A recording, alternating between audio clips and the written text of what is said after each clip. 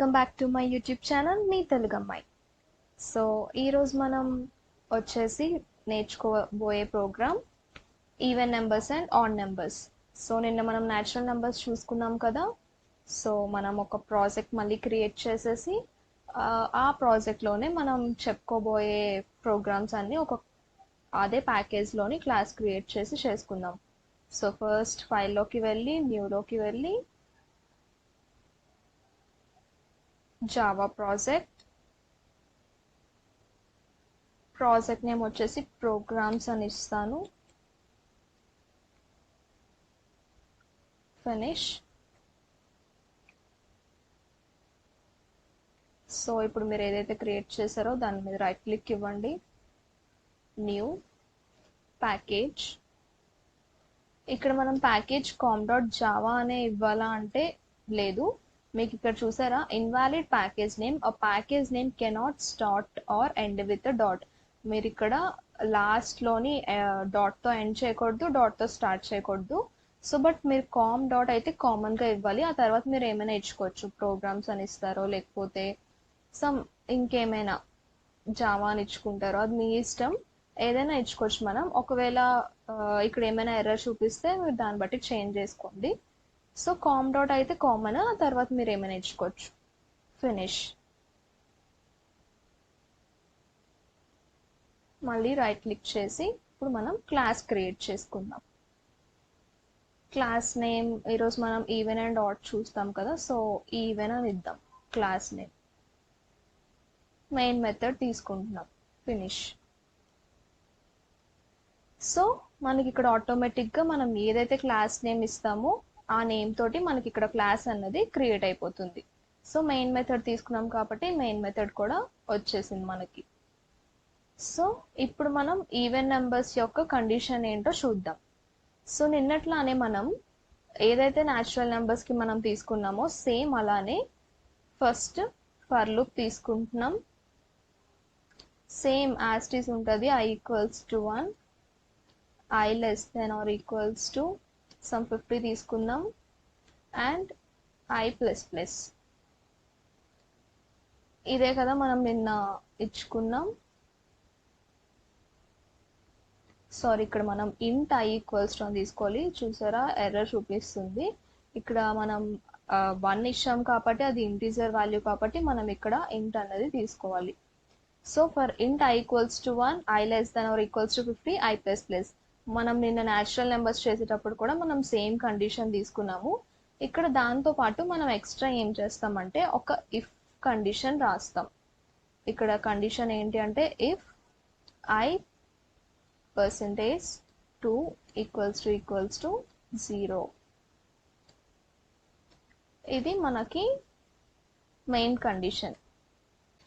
ఇప్పుడు మనం దీన్ని ప్రింట్ చేయాలి కాబట్టి మనం సిస్టమ్ స్టేట్మెంట్ తీసుకుంటాం. system.out.println of I. సో మనం ఇక్కడ మనం ఐనే కదా ప్రింట్ చేస్తాం, సో I వాల్యూ తీసుకుంటాం. సో ఇది మన program, even numbers program. So first మనం దీన్ని అవుట్పుట్ని ప్రింట్ చేద్దాం, ఆ తర్వాత మనం ఎక్స్ప్లెనేషన్ చూద్దాం. సో సేవ్ చేసేయండి, Ctrl+S, run as Java application. So మీరు ఇక్కడ చూసుకున్నట్టయితే మనకు అవుట్పుట్ వచ్చేసి ఈవెన్ నెంబర్స్ అన్నీ కూడా డిస్ప్లే అయ్యాయి. 2, 4, 6 అలా అప్ టు 50. మనం 50 వరకు తీసుకున్నాం కాబట్టి 50 వరకు డిస్ప్లే అయింది. సో ప్రోగ్రామ్కి వచ్చినట్టయితే మనం ఇక్కడ సేమ్ ఈ ఫర్ లూప్ ఏదైతే మనం రాసామో అది సేమ్ నిన్న మనం ఏదైతే న్యాచురల్ నెంబర్స్లో రాసామో సేమ్ అదే. So I = 1, I <= 50, I++. So ఇక్కడ ఏంటి అంటే మనం ఇక్కడ ఇఫ్ కండిషన్ ఒకటి తీసుకున్నాం.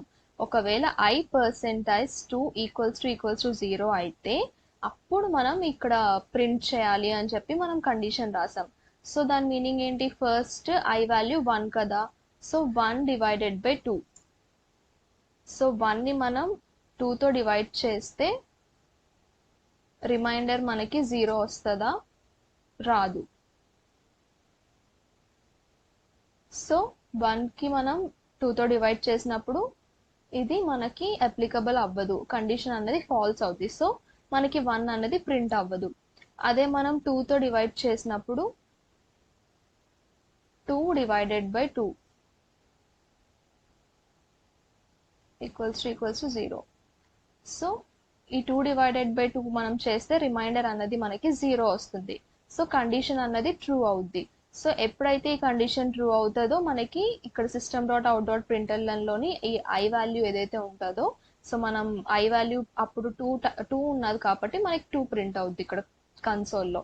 సో సేమ్ అలానే మళ్ళీ నెక్స్ట్ 3 తీసుకుంటాం. 3 చెక్ చేస్తుంది. ఇక్కడ మనకి ఒక్కొక్కటి ఇంక్రిమెంట్ అవుతూ ఉంటుంది కాబట్టి ఐ అప్ టు 50 వరకు మనకి ఐ వాల్యూ ఇంక్రిమెంట్ అవుతూ చెక్ చేసుకుంటూ కండిషన్ ఏది ప్రింట్ చేయాలి ఏది ప్రింట్ చేయకూడదు అన్నది చేస్తుంది అనమాట. ఇక్కడ ఐ పర్సెంటేజ్ 2 అంటే డివైడెడ్ పర్సెంటేజ్ సింబల్కి అది మనం డివైడ్ చేస్తాం. సో ఐ వాల్యూ మనం ఏదైతే తీసుకుంటామో దాన్ని 2తో డివైడ్ చేస్తే మనకి అవుట్పుట్ 0 రిమైండర్ 0 రావాలి.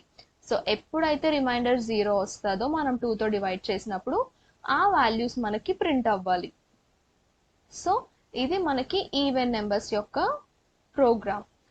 సో సేమ్ అలానే మనం ఆడ్ నెంబర్స్ చూసుకుందాం. ఇది కూడా మొత్తం సేమ్ ఉంటుంది.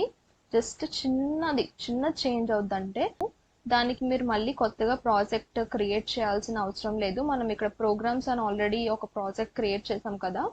సో అదే ప్రాజెక్ట్ మీద మీరు రైట్ క్లిక్ ఇచ్చి న్యూలోకి వెళ్ళి జస్ట్ క్లాస్ ఒకటి క్రియేట్ చేస్తే సరిపోతుంది. సో నేమ్ వచ్చేసి ఆడ్ నెంబర్స్ కదా, సో ఆడ్ నెంబర్స్ ఆడ్ అని చెప్పి తీసుకుందాం. పబ్లిక్ మెయిన్ మెథడ్ తీసుకుందాం. ఫినిష్. సో మీరు ఇక్కడ ఏంటి అంటే మీరు ఒక్క జావా ప్రాజెక్ట్ తీసుకున్నాక మీరు అందులో జస్ట్ మీరు ఒక ప్యాకేజ్ ఒకటి క్రియేట్ చేసి ఆ ప్యాకేజ్లో మీరు ఎన్ని క్లాసెస్ అయినా క్రియేట్ చేసుకోవచ్చు. సో మీరు ఆల్వేస్ కొత్తది ఒక్కొక్కటి క్రియేట్ చేసుకోవాలని లేదు.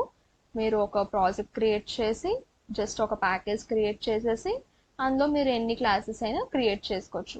సో మనకి ఇక్కడ ఆడ్ అన్న క్లాస్ నేమ్తోనే ఒక క్లాస్ అన్నది క్రియేట్ అయిపోయింది. సో ఇక్కడ కూడా మనం సేమ్ ఆడ్కి కూడా కండిషన్ అంతా మొత్తం సేమ్ ఉంటుంది. సో సేమ్ ఈవెన్ లానే ఫర్ లూప్ రాస్తాము. ఫర్ ఇంట్ I equals to 1, I less than or equals to 100 తీసుకుందాం. I++. నెక్స్ట్ వచ్చేసి ఇందాక ఇఫ్ కండిషన్ తీసుకున్నాం కదా, సేమ్ అలానే ఇక్కడ I పర్సెంటేజ్ 2. ఇందాక మనం ఈక్వల్స్ టు అని తీసుకున్నాం కదా, ఇక్కడ నాట్ ఈక్వల్స్ టు అని తీసుకోవాలి. Not equals to 0. సో ఈ సింబల్ ఏదైతే ఉంటుందో సమ్ ఎక్స్క్లమేటరీ మార్క్ మనం ఇంగ్లీష్లో యూజ్ చేస్తాం. సో ఈ మార్క్ ఏదైతే ఉంటుందో దీన్ని మనం నాట్ ఈక్వల్స్ టు అంటాం. సో అది మనం అలా అది పెడితే ఆ సింబల్ అది నాట్ ఈక్వల్స్ టు కింద మీనింగ్ అనమాట. సో దీనికి మనం సిస్అవుట్ స్టేట్మెంట్ రాసుకుందాం. System dot out dot println I. ఇక్కడ మనం ఐఏ తీసుకోవాలంటే అలా రూల్ ఏం లేదు. మీరు ఇక్కడ ఐ ప్లేస్లో ఏమైనా తీసుకోవచ్చు. సమ్ ఎం తీసుకోవచ్చు, హెచ్ తీసుకోవచ్చు, మీ ఇష్టం ఏ లెటర్ అయినా తీసుకోవచ్చు. మీరు ఇక్కడ ఆ వాల్యూ ఆ లెటర్ ఏదైతే తీసుకుంటారో సేమ్ అదే లెటర్ మీరు ఇక్కడ ఇఫ్ కండిషన్లోని అదే పెట్టాలి, ఇక్కడ కూడా అదే పెట్టాలి. మీరు ఏ నెంబర్ అయితే తీసుకుంటారో అదే నెంబర్ మీరు అన్నిటి దగ్గర కూడా మీరు అప్లై చేయాలి. సో మనం ఇందాకలా ఏం చూసుకున్నాము, I పర్సెంటేజ్ 2 ఈక్వల్స్ టు 0 అయితే మనకి ప్రింట్ అవ్వాలి అని చెప్పి తీసుకున్నాం. ఇది ఇందాక ప్రోగ్రామ్ది. సో ఇప్పుడు మనం ఏం చేస్తాము, సేమ్ మొత్తం అంతా ఫర్ లూప్ అంతా సేమ్. ఇఫ్ కండిషన్లో ఏంటి అంటే నాట్ ఈక్వల్స్ టు 0 అంటే సింప్లీ సో 1 ఉంది, 1 అన్నది 2తో డివైడ్ అవ్వదు. సో అంటే రిమైండర్ 0 రాదు. So remainder not equals to 0 అంటే రిమైండర్ 0 రాకపోతే అది మనం ప్రింట్ చేయాలి. ఇది not equals to 0. So condition true అయింది. సో ట్రూ అవ్వగలే మీకు ఇక్కడ I వాల్యూ 1 ప్రింట్ అయిపోతుంది. నెక్స్ట్ 2కి వస్తాం. 2 అన్నది ప్రింట్ అవ్వదు ఎందుకంటే అది 0తో డివైడ్ అవుతుంది. 0తో డివైడ్ అవుతుంది కాబట్టి అది ప్రింట్ అవ్వకూడదు. ఏం కండిషన్ మనం చూసుకోవాలి. ఈవెన్ అయితే ఏదైతే మనకి 2తో డివైడ్ అవుతుందో, జీరో రిమైండర్ ఏదైతే వస్తుందో ఆ వాల్యూస్, ఆ నెంబర్స్ మనకి ప్రింట్ అవుతాయి. ఇక్కడ not equals to zero. So మనకి మనం డివైడ్ చేసేటప్పుడు ఐ వాల్యూని మనకి అవుట్పుట్ అన్నది జీరో రాకూడదు. జీరో రాకపోతే మనం ఆ వాల్యూస్ని మనం ప్రింట్ చేయాలి. సో సేవ్ చేసేసి ఇప్పుడు మనం ప్రింట్ చేసి చూద్దాం.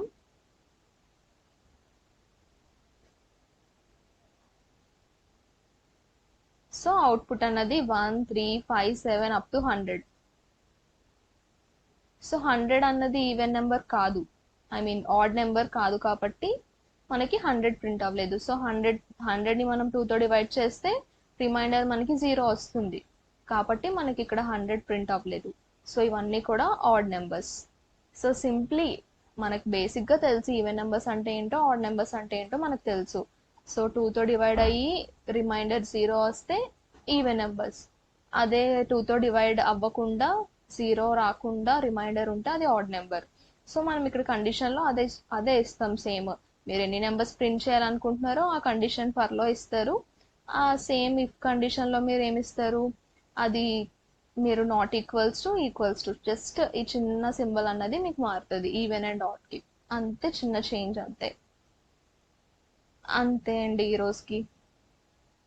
Thank you for watching.